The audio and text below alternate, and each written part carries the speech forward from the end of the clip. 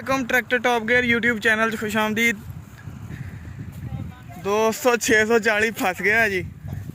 तो अगले दिन एक टिकटॉक तो तुसी वीडियो देखी होनी। आ ड्राइवर देख लो, अब बंदा देख लो। एक मिनट बाद पेना गल उस्ताद देख लो, अगले दिन इन्हें फसाई इत्थे ट्राली। माशाल्लाह चिट्टी दाढ़ी इस बंदे दी देख लो। तू बना कोई गल नहीं करते यार, ऐसी वैसी कोई गल नहीं करते, कोई गल नहीं करते ऐसी वैसी।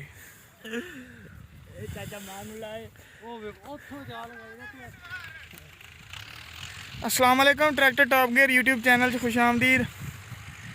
दोस्तों 640 फसा लिया जी, पिछे है रूटर ते माशाल्लाह अपने सीनियर ड्राइवर साहब भी नाल ही खड़े।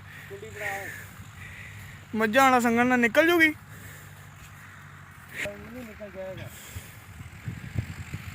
अगले दिन इत्थे ट्राली भी एक फसी सी, साडी टिकटॉक वीडियो शायद तुसीं देखी होवे।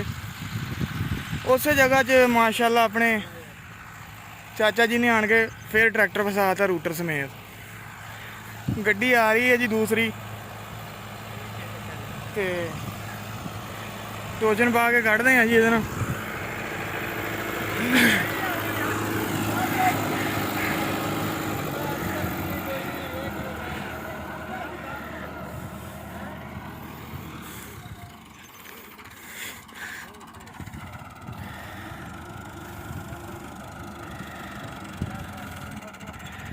लो जी टो चैन पैन लगी है।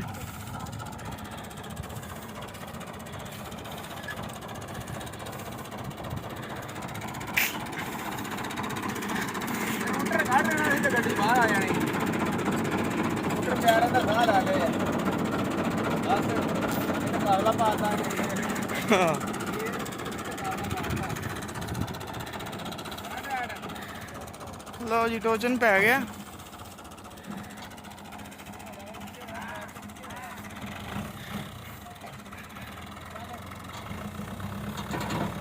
देखो जी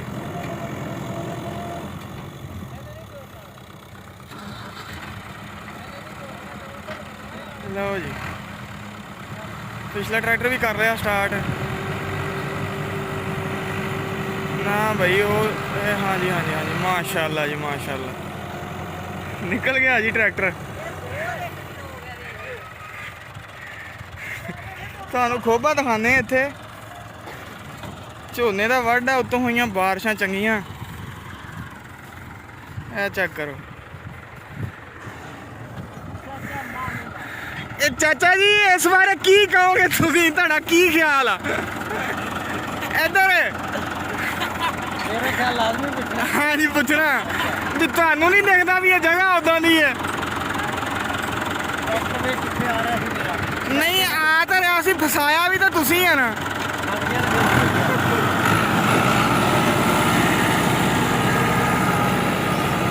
लो जी रूटावेटर हो गया स्टार्ट। ठीक है दोस्तों, मिलते हैं जी अगली वीडियो।